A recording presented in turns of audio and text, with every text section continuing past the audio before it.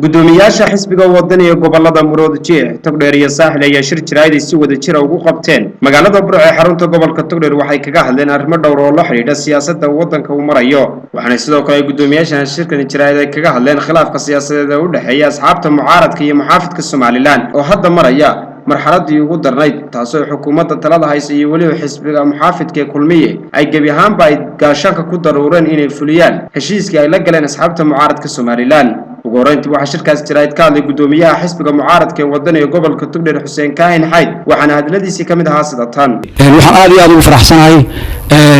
labada gudoomiye ee ka kala tirsan ka kala socda gobolka Saaxil iyo gobolka Maroodi Jeex oo halkan caawa lagu jooga booqasho gaaban waxaan caawa halkan ku taageersanahay oo aan soo dhaweeyay aad iyo aad u taageersanahay ururka dhaqdhaqaaqa soo celinta dimuqraadiyadda NRD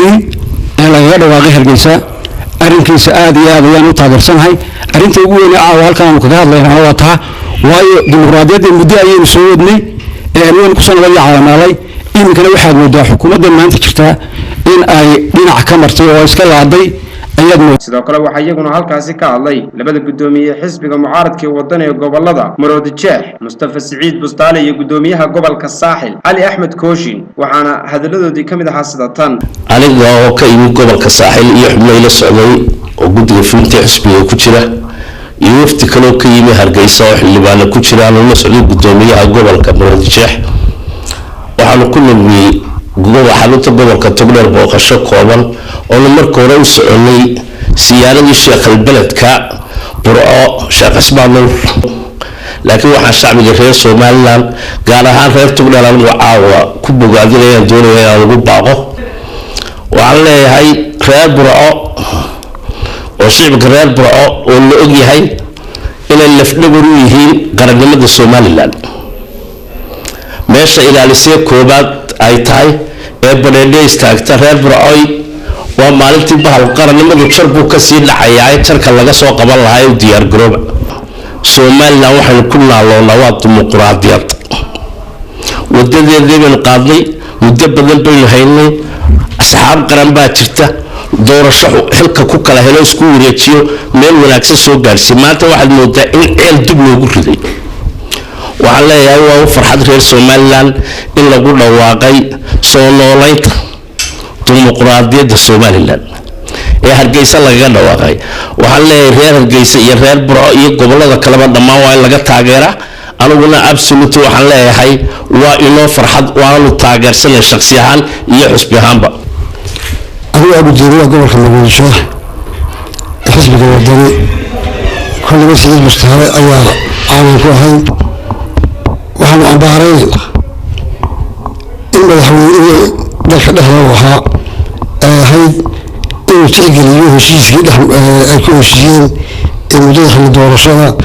saddex xisbi qaran iyo xukuumadda dhinac ka ahayd ee bulshada ugu fiirsay ayaan daro inuu ka wareegeysanayo dhaqangelintii heshiiska xisbiyada ee xilli doorashada oo ku beegnaa bisha Disembar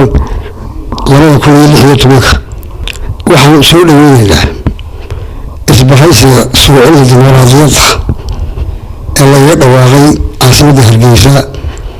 oo runtii mid faa'iido badan u keenaya ummadda dalka iyo dimuqraadiyadda Somaliland ka hana qaatay ee la caburinayo ee la doonayo in laga tuuro waxaan aad iyo aad waxaan wasiirka arrimaha gudaha oo xisbiga mucaaradka ah shabaab bareera oo sharci darro ah oo leeyahay arjo dhaxaya hadina oo TV la soo taagay waxaan u baaqaynaa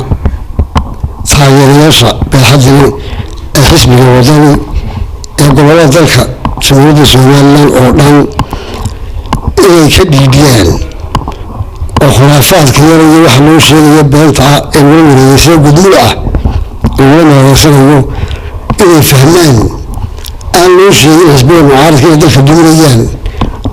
xisbiga mucaaradka waa dhisayaan ma doonayaan